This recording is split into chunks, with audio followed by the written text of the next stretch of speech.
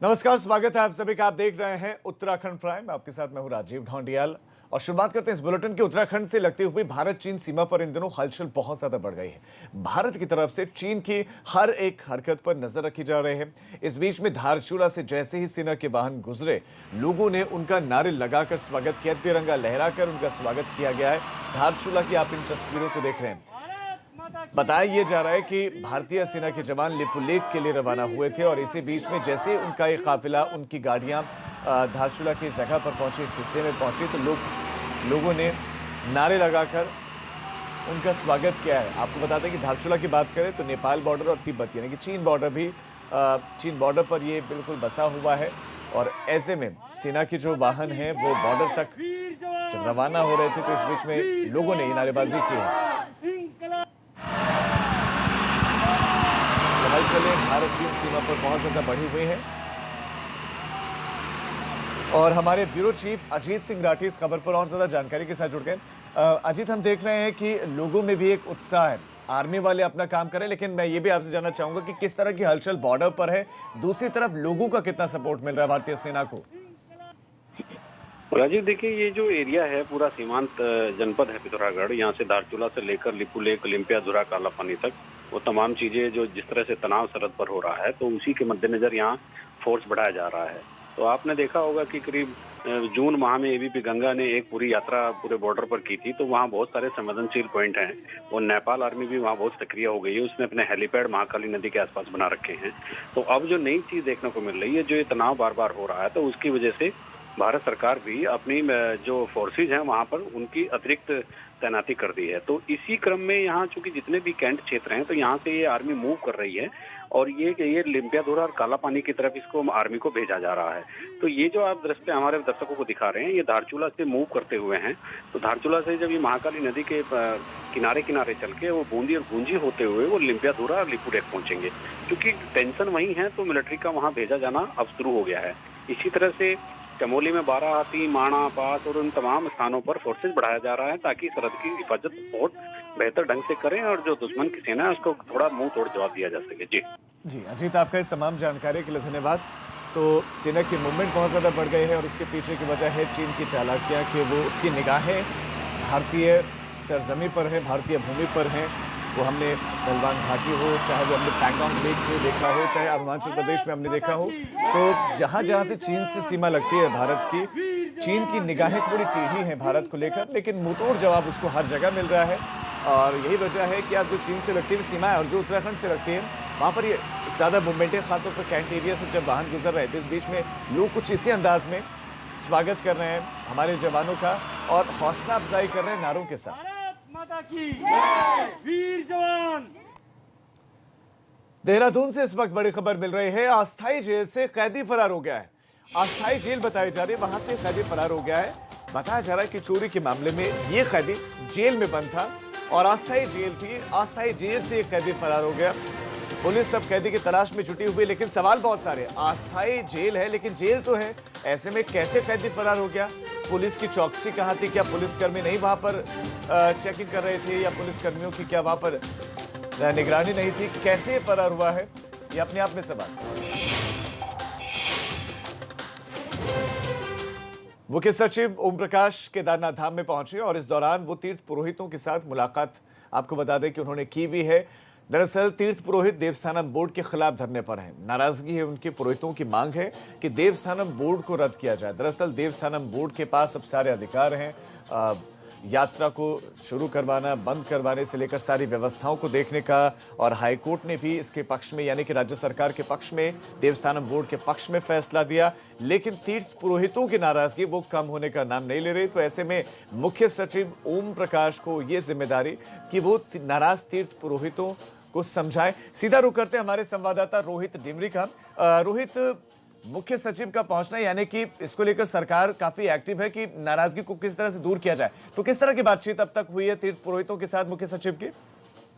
जैसे कि आज सुबह करीबन 8 बजे करीब जो मुख्य सचिव हैं ओम प्रकाश जी, वह आज केदारनाथ धाम में पहुंचे। मंदिर के पीछे हेलीपैड जो बना हुआ है, वहां पर उनके हेलीकॉप्टर लैंडिंग की, जिसके बाद वो पैदल ही केदारनाथ मंदिर पहुंचे। यहाँ पे जहाँ पर उन्होंने सबसे पहले यहाँ पे पूजा अर्चना कराई। जो मुख्य पुजारी हैं शिव शंकर लिंग, उन्होंने उनकी पूजा अर्चना की। इसके बाद उनकी जो बैठक हुई है, तीर्थपुर समाज के बीच उनकी बैठक हुई है और तीर्थपुर समाज ने उनके समक्ष अपने देवस्थान बोर्ड को लेकर जो उनका विरोध चल रहा है 3 महीने से, उसको लेकर बातचीत हुई है। कह सकते हैं कि जो बातचीत अभी हुई है उसमें कोई सकारात्मक जो निर्णय है वह नहीं निकल पाए। जो कुछ ही देर पहले अभी तीर्थपुर समाज ने सरकार का पिंडदान, जो उन्होंने कहा था कि हम पिंडदान करेंगे आज 12 बजे करीब, तो वह उन्होंने कर लिया है। तो कह सकते हैं कि उनकी जो बात मुख्य सचिव से होने जा रही थी वह सफल नहीं हो सकी, जिसके बाद जो तीर्थपुर समाज ने यहाँ पर अपना जी रोहित, आपका इस तमाम जानकारी के लिए धन्यवाद। बहुत बड़ी जानकारी आप दे रहे हैं और आपको बता दें कि मुख्य सचिव जरूर पहुंचे हैं, लेकिन मुख्य सचिव और इसके साथ साथ जो तीर्थ पुरोहित वहां पर नाराज हैं। सकारात्मक बातचीत, कोई सकारात्मक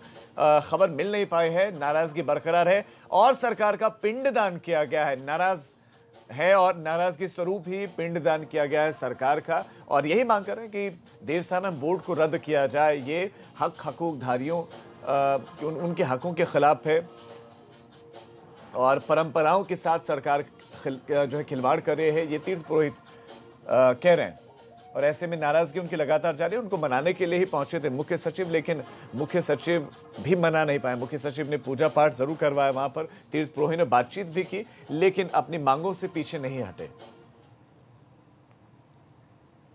प्रदेश में विधायकों की नाराजगी की सियासी हलचल से बीच अब 4 विधायक ऐसे निकल कर आए हैं जो कोविड फंड में काटे गए विधायक निधि को लेकर इन्होंने बैठक की है और ये मांग कर रहे हैं कि इसको नहीं काटा जाना चाहिए। बीजेपी के 4 विधायक हैं, विधायक निधि से कटौती के मुद्दे पर मुख्यमंत्री से मुलाकात करेंगे।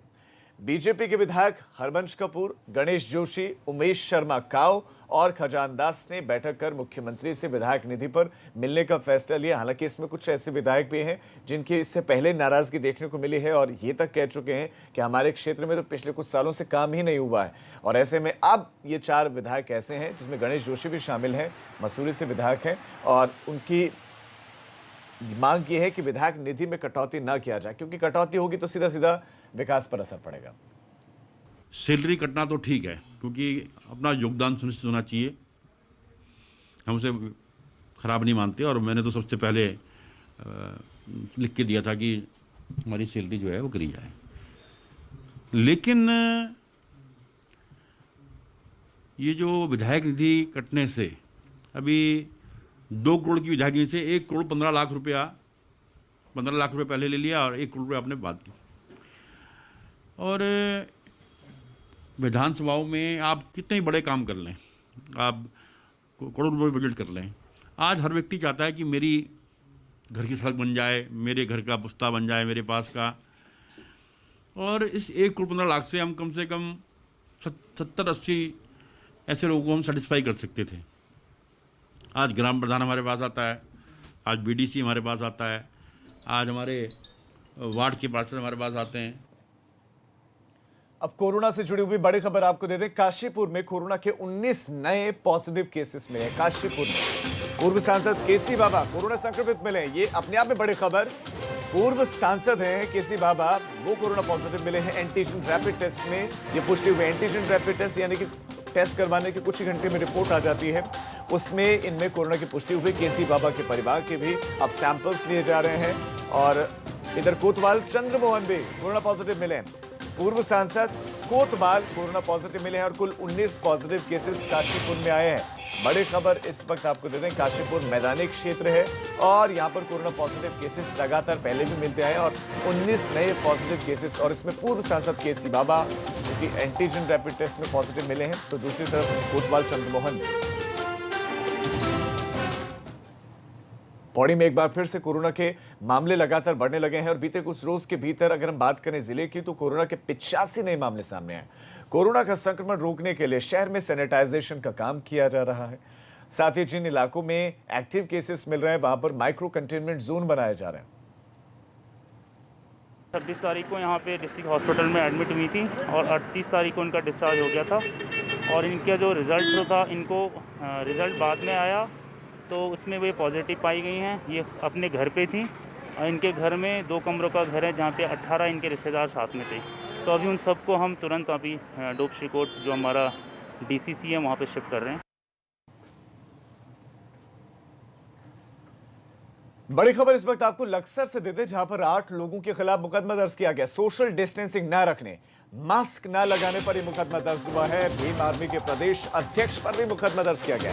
8 लोगों के खिलाफ मुकदमा दर्ज किया गया लक्सर में। ये वो लोग हैं जिन्होंने नियमों का पालन नहीं किया। इस वक्त आपको बता दें कि ये मैंडेटरी है, ये अनिवार्य नियम है, आपको मास्क लगाना ही लगाना होगा। अगर मास्क नहीं लगाएंगे तो ये दंडनीय अपराध है, आप पर कार्रवाई हो सकती है। और ऐसे में मुकदमा दर्ज कर लिया गया है 8 लोगों के खिलाफ। एबीपी गंगा भी आपसे यही अपील करेगा कि सोशल डिस्टेंसिंग का पालन करें, मास्क लगाएं। 8 लोगों के खिलाफ मुकदमा दर्ज लक्सर में हो गया है। और ये वो लोग हैं जो सोशल डिस्टेंसिंग का पालन नहीं कर रहे थे, मास्क नहीं लगाया था। ऐसे में ये लोग संक्रमण के सबसे ज्यादा करीब थे। और इसमें भीम आर्मी के प्रदेश अध्यक्ष भी शामिल हैं। भीम आर्मी के प्रदेश अध्यक्ष पर भी मुकदमा दर्ज कर लिया है। लक्सर से इस वक्त की बड़ी खबर।